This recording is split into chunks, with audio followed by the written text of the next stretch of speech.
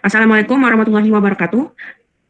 Kami dari kelompok 2, dari kelas praktikum metode magnetik RTGD dengan dosen pengampu Bapak Nugroho Prasetyo STMT akan mempresentasikan hasil pengolahan data kami setelah akuisisi magnetik. Next.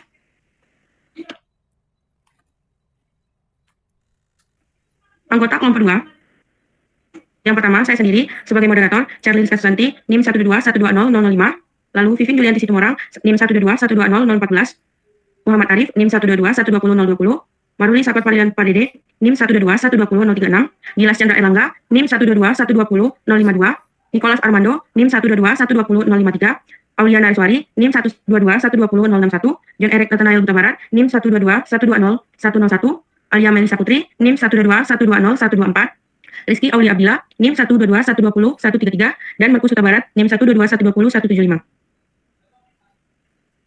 Baiklah, langsung saja memasuki bab 1 pendahuluan dengan subbab latar belakang dan tujuan.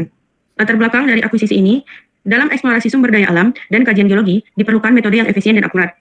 Metode magnetik digunakan untuk memahami struktur bawah permukaan bumi, memetakan potensi sumber daya, dan mendukung mitigasi bencana alam seperti patahan aktif atau aktivitas vulkanik. Kemudian tujuan, yang pertama, dapat melakukan akuisisi lapangan metode magnetik. Yang kedua, dapat melakukan perhitungan anomali total magnetik intensitas dan pembuatan peta anomali total magnetik intensitas. Yang ketiga, dapat melakukan pengolahan data dengan reduksi ke kutub, kontinuitas ke atas dan ke bawah, serta membuat peta desain survei. Yang keempat, dapat melakukan pemisahan anomali regional dan residual.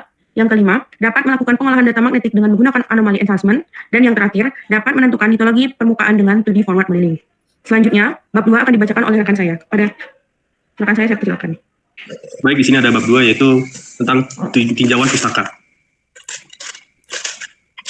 Di sini terdapat peta geologi regional itu yang dimana formasi yang data akuisisi ini terdapat seperti formasi Lampung yaitu QT1 yaitu yang dimana tersusun dari 5 batuan berupa tuf, berbatu apung, tuf riolitik, tuf padu tufit, batu lempung tufan, dan batu pasir tufan dapat dilihat pada gambar.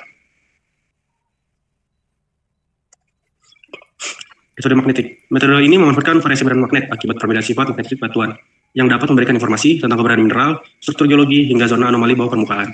Yang dimana sini ada seperti koreksi harian diurnal, koreksi GRF, yaitu International Geomagnetic Reference Field, menghitung nilai anomali total magnetic intensity, yaitu ada TMI, reduksi ke kutub, kontinuasi ke atas, analisis spektral, filter Gaussian, dan 2D forward modeling. Baik, selanjutnya akan dibacakan oleh rekan saya untuk bab 3. Pada rekan saya dipersilakan. Baik, untuk bab 3 itu terdapat metodologi. Dapat dilihat di sini terdapat peta desain akuisisi di mana untuk koordinat yang berwarna oranye itu untuk kelas A, yang koordinat berwarna hijau itu untuk kelas B, koordinat berwarna ungu untuk kelas C, dan koordinat berwarna kuning untuk kelas D. Next. Lalu juga terdapat alat akuisisi. Untuk gambar nomor 1 yaitu ada magnetometer rover dan base, di mana fungsinya untuk rover itu untuk merekam data di titik pengukuran tertentu, lalu base merekam data di titik stasiun tetap. Lalu ada kabel konektor, itu fungsinya untuk pengumpulan data melibatkan perhubungan antara perangkat rover dan base. Lalu ada sensor proton, fungsinya yaitu untuk menentukan koordinat lokasi pengukuran berdasarkan nilai garis bujur, longitude dan lintang atau latitude. Lalu ada tiang penyangga untuk menopang sensor selama proses pengukuran, dan terakhir ada Garmin yaitu berfungsi untuk mencari titik koordinat dari titik pengukuran yang dilakukan. Lalu terdapat juga diagram alir pengolahan. Yaitu yang pertama pengolahan data koreksi harian, koreksi medan magnet, dan koreksi GRF. Lalu selanjutnya menginput nilai UTMX, UTMY, elevasi, dan TMI. Lalu grid peta TMI dengan metode kriging. Kemudian load menu MacMap. Lalu step by step filtering, prepare grid, forward FFT, define filter, apply filter. Lalu peta RTP. Selanjutnya MacMap, radial average, spektrum, calculation and display spektrum. Lalu ada analisis spektral, itu pengolahan kontinuasi ke atas dan kontinuasi ke bawah. Lalu filter upward continuation, downward continuation, dan distance untuk setiap jenis filter. Lalu peta regional dan peta residual, yaitu MacMap radial average, spektrum interaktif, spektrum filter Gaussian, dan filter Gaussian regional dan residual. Lalu peta enhancement yaitu terdiri dari TDR, sama TDR atas, lalu ada TDX, ada theta, lalu kemudian forward modeling. Lalu load menu GMES, slicing, interpretasi litologi penampang, dan selesai. Berikut bab 4, hasil dan pembahasan yang akan dibacakan oleh rekan saya. Kepada Arif, saya persilakan. Jadi pada slide terlihat ada peta TMI dan peta elevasi. Pada peta TMI itu sendiri adalah peta yang menunjukkan distribusi anomali magnetik di suatu wilayah. Peta ini menampilkan intensitas magnetik batu di daerah tersebut. Pada peta TMI, warna merah hingga kuning menunjukkan kandungan logam tinggi, hijau menunjukkan batuan sedimen, dan biru hingga ungu menunjukkan sedikit kandungan logam. Kemudian untuk peta elevasi sendiri ada peta yang menunjukkan ketinggian dari suatu topografi pada permukaan bumi. Terima kasih.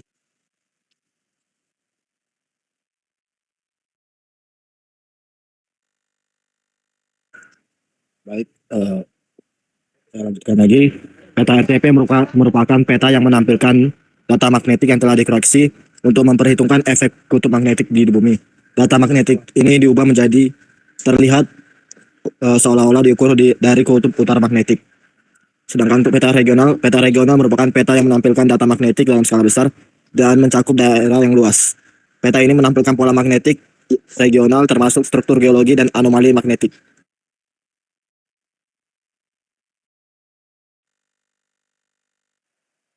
Oke, baik. Berikutnya adalah peta residual, di mana peta residual sendiri itu kebalikan dari peta regional. Peta residual ini berhubungan dengan anomali dangkal, dan biasanya peta residual ini dilakukan untuk eksplorasi sesar atau anomali-anomali geologi atau struktur geologi yang dikategorikan dangkal. Untuk data yang kita olah ini dapat terlihat dengan jelas bahwasanya hasil anomali tinggi dan anomali rendah yang terekam dan juga dilakukan pemetaan itu kurang baik. Berbeda dengan hasil yang dilakukan pada peta regional, di mana hasilnya sendiri itu terlihat dengan jelas untuk batas-batas anomali tinggi dan anomali rendah itu terlihatlah. Dan berikutnya adalah peta residual slicing. Nah, peta residual slicing sendiri itu tujuannya dilakukan slicing adalah untuk kita melihat atau mengiris dari peta anomali sendiri itu untuk melihat variasinya dengan kedalaman, sehingga kita bisa fokus pada satu titik untuk melihat bahwasanya pada daerah tersebut itu terdapat lapisan batuan apa, struktur geologi apa, dan juga slicing ini biasanya dilakukan untuk menghilangkan noise pada hasil yang kita lakukan seperti itu. Pada slide ini terdapat dua peta yang telah diterapkan filter TDX dan TDR. Gambar sebelah kiri adalah peta yang diterapkan filter TDX. Filter TDX ini berfungsi untuk memperjelas batas dan bentuk anomali pada bagian yang dangkal. Sementara gambar sebelah kanan adalah peta yang telah diterapkan filter TDR. Filter TDR ini berfungsi untuk menormalkan gradien horizontal terhadap vertikal untuk mendeteksi struktur yang dangkal. Nah, dari peta ini kita melihat variasi spesial dari parameter yang diukur yang memberikan informasi mengenai struktur bawah permukaan. Peta SPD dan peta Theta memiliki skala yang berbeda, yang mungkin mencerminkan perbedaan dalam resolusi atau kedetailan pengukuran. Dari variasi warna yang kedua, peta ini menunjukkan perbedaan nilai di medan magnet di berbagai lokasi. Perbedaan ini dapat digunakan untuk mengidentifikasi struktur geologi atau fitur bawah permukaan yang diukur.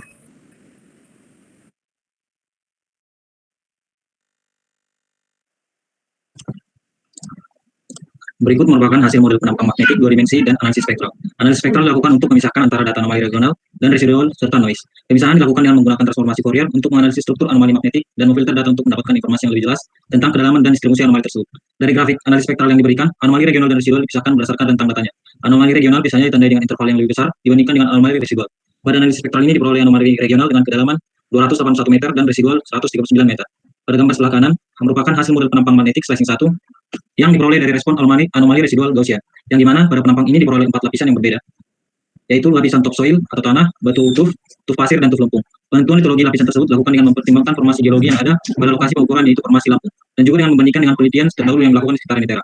Pada hasil penampang tersebut diperoleh error sebesar 4,68%.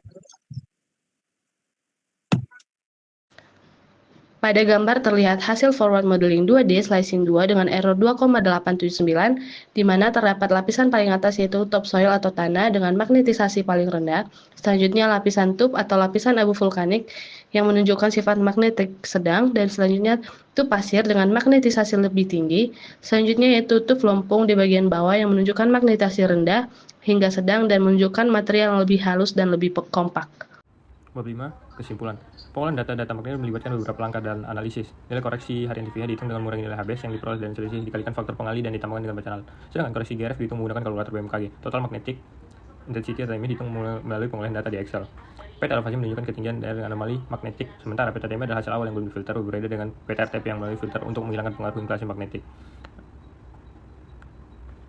Analisis spektral digunakan untuk memperkirakan kedalaman sumber anomali, menghasilkan kedalaman regional 281 meter dan residual 139 meter. RTP diterapkan pada TMI dengan inklasi besar, di mana anomali magnetik regional dipengaruhi oleh batuan lapisan dalam, sedangkan residual oleh batuan dangkal. Peta TDR terbaik untuk overlay karena memperjelas batas agar anomali dan patahan. Itu lagi batuan yang diinterpretasi mencakup lapisan batu tuh batu pasir dan lempung tufan. Akhirnya semakin kecil error dalam analisis, semakin akurat bentuk pemberian permukaan yang dihasilkan. Baiklah, terima kasih pada rekan-rekan sekalian. Sekian presentasi dari kami mengenai akuisisi dan hasil pengolahan data dari metode magnetik di kelas praktikum FTTD. Apabila ada salah kata dan kurang dalam penyampaian, kami mohon maaf. Terima kasih kami ucapkan. Wassalamualaikum warahmatullahi wabarakatuh.